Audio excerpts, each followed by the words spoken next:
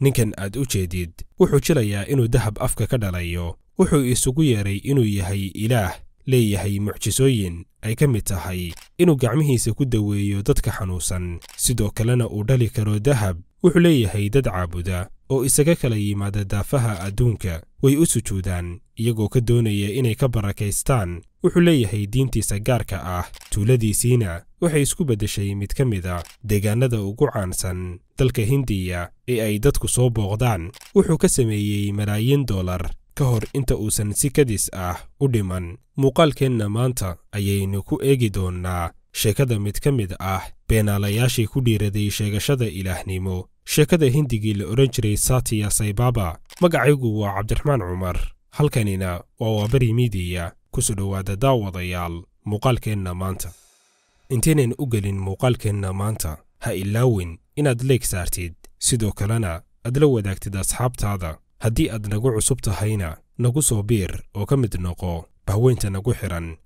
Satya Sai Baba ayaa ah mid ka mid ah raggii ugu magaca dheeraa dalka Hindiya wuxuu ahaa filosof iyo gabaya axmaqnimadiisu gaarsiisay heer uu sheegtay ilaahnimo wuxuu dhashay sanadkii 1926 magaciisa oo dhammaystiran waa Satya Rachio Narayana oo noqonaysa Soomaaliye ahaan jannadii xaqa wana magaca la oran jiray mid ka mid ah boqorradii soo maray Hindiya hooyadiis iyo aabihiis waxay ahaayeen beeraley sabool ah oo ku noolaa mid ka mid ah tuulooyinka dalka Hindiya oo loo yaqaanay Puttaparthi tuuladan saboolka ah ayaa isku bedeli doonta tuulo hodan ah marka uu Satya Baba sheegto ilaahnimo Satya Baba ayaa markii uu noqday kuray waxbarasho u aaday tuulo u dhoweyd tuuladii uu ka soo jeeday intii uu joogay tuuladan ayay soo shaacbaxday hibadiisa ku aadan jilidda iyo gabaytirinta Satya ayaa weynaaday isaga oo iska aaminsan inuu yahay qof aan caadi ahayn oo wax badan dheer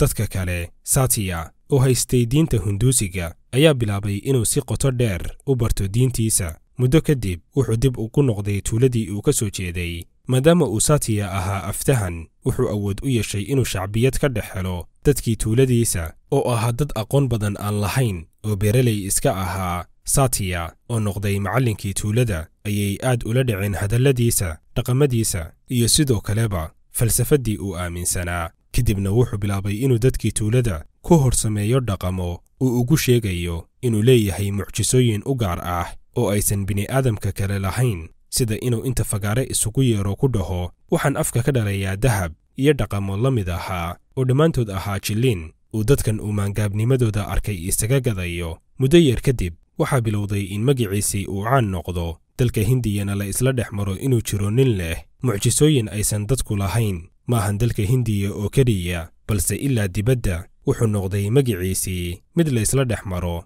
dadka ayaa isku sheegayay in ninkani uu awood u leeyahay daaweynta dadka xanuunadooda laga quustay ee daawada loo waayay isaga oo ku sayrinaya ciid barakaysan waa sida ay isugu sheekeeyeen sidoo kale waxay sheegeen in mucjisooyinkiisa ay ka mid yihiin inuu ilbiriqsiyo midabka dharkiisa bedeli karo hadalladan laga sheegay ninkan ayaa keentay in malaayiin isugu jirta Hindi iyo ajaanib kaleba ay sanad kasta u soo safraan tuuladiisii yarayd ee aynu soo sheegnay inay yahay tuulo sabool ah dadka imaanaya ee u soo siyaaro tagaya xitaa waxa ku jiray siyaasiyiintii ganacsatadii iyo saraakiishii ugu magaca dheeraa Hindiya oo u soo baraka doonan jiray siyaasiyiinta qaybtood ayaa ugu imaan jiray keliya si ay u kasbadaan codadka malaayiinta qof ee uu ilaah beenaadka u yahay ninkan tuuladii Satya ee saboolka ahayd ayaa laga furay hodheello waaweyn goobo wax lagu barto goobo dalxiis sidoo kalena loo sameeyey waddo tareen oo u sahasha malaayiinta u soo siyaaro tagaya inay soo gaaraan in kasta oo ay mashaariicdan fuliyeen siyaasiyiintii iyo ganacsatadii doonaysay inay ka agdhowaadaan ninkan haddana dadkii rumaysnaa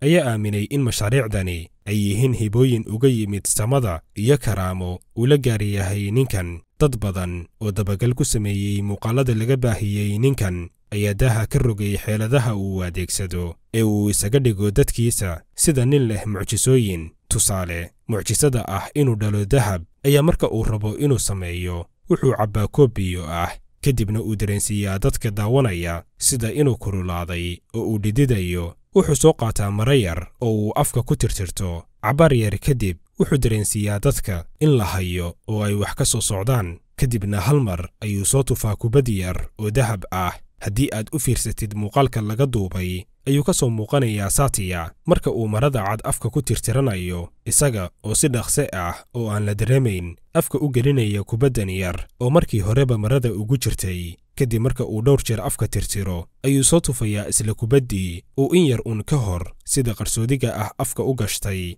dadka aaminsan Satya ma ahan dadyowga reer galbeedka iyo Hindida oo keliya, balse sidoo kale waxaa jira Carab aaminsan oo raacsan diinta ninkan. waxa ugu caansanaa Carabtii aaminsanayd taliyihii hore ee booliiska magaalada caasimadda ah ee Baghdad ee la odhan jiray Yaasiin Cali, oo 70meeyadii isaga iyo xaaskiisuba ay rumeeyeen ninkan. sidoo kale waxaa jira dhakhaatiir caan ah oo uu ka mid yahay dhakhtarkan Masriga ah ee la yidhaahdo Cabdifataax Muxsin, oo gaaray heer uu ka qoray buugaag. Satya Sai Baba ayaa waxa uu sheegto ilaahnimo iyo inuu dadka xanuunsan daaweyn karo. ugu dambayn u dhintay wadne istaag kadis ah oo ku dhacay sannadkii 2011. inkasta oo uu dhintay, haddana weli waxaa jira malaayiin raacsan diintii uu dhidibada u taagay, aaminsanna in jirkiisa oo keliya uu ka tegay adduunka, balse ruuxdiisii ay iyaga la joogto.